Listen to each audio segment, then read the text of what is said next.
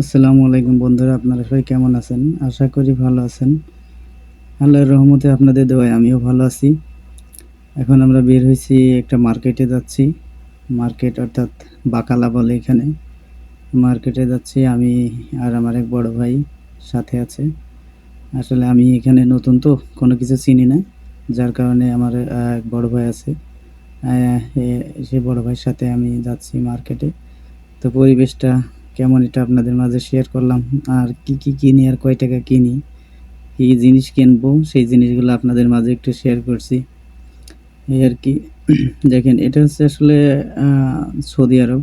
Saudi আরবে এটা একটা ক্যানাল, এই পানি যাওয়ার যে ক্যানালটা বলে সেটা, সে ক্যানাল পাড়লাম কিন্তু কোনো পানি টানি নেই। তবে ক্যানাল হলো যে এই জায়গাটা দেখেন কত সুন্দর পরিষ্কার, কত সুন্দর পরিপাটি। বাংলাদেশ আর বাইরের দেশের ভিতরে পার্থক্য শুধু এইটাই।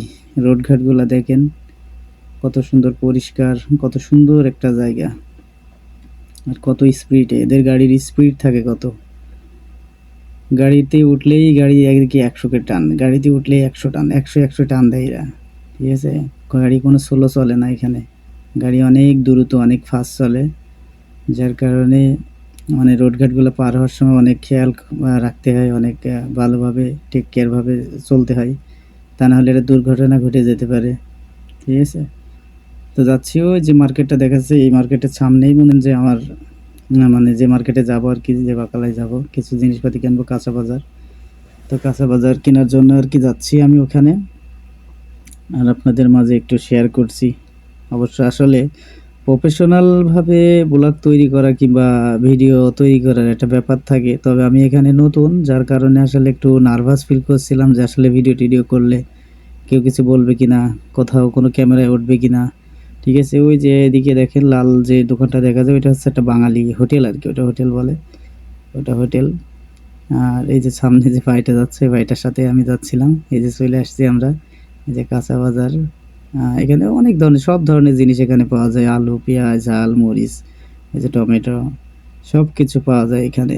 ঠিক আছে, তো আমার সামথিং অল্প কিছু জিনিস লাগবে, যার কারণে আমি এখানে আসলাম আর কি কিনতে। তো এই আর কি, আর আপনাদের মাঝে কি কিনি সেটা একটু দেখাবো আর কি। ঠিক আছে, তো এখানে একটা হলুদের গুঁড়া নেওয়ার জন্য আমি বলছিলাম যে ভাই একটা প্যাকেট নিই, ভাই বলছিল যে না, একটা কৌটা নাও, কৌটা থাকলে এবারে ভালো হয়, জিনিসটা নষ্ট কম হয়। এই জন্য আর কি একটা কৌটা নিলাম।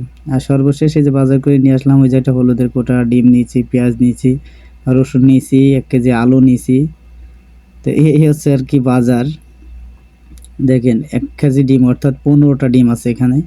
এই 15টা ডিম নিচে হচ্ছে 10 টাকা, মানে 10 রিয়াল আর কি, 10 রিয়াল নিয়েছে। আর পেঁয়াজ নিচে হচ্ছে কত, মানে 5 রিয়াল, 5 রিয়াল নিচে। আমি যেখানে সব দেখাচ্ছি সুন্দর করে যে 10 রিয়াল এখানে, এই যে এটা হচ্ছে 10 রিয়াল, 10 রিয়াল নিচে 15টা ডিম।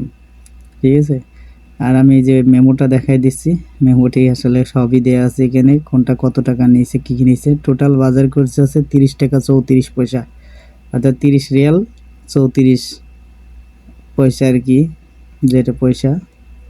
এই যে কী আছে এটা এখানে সব আমি দিয়ে দিয়েছি একবারে।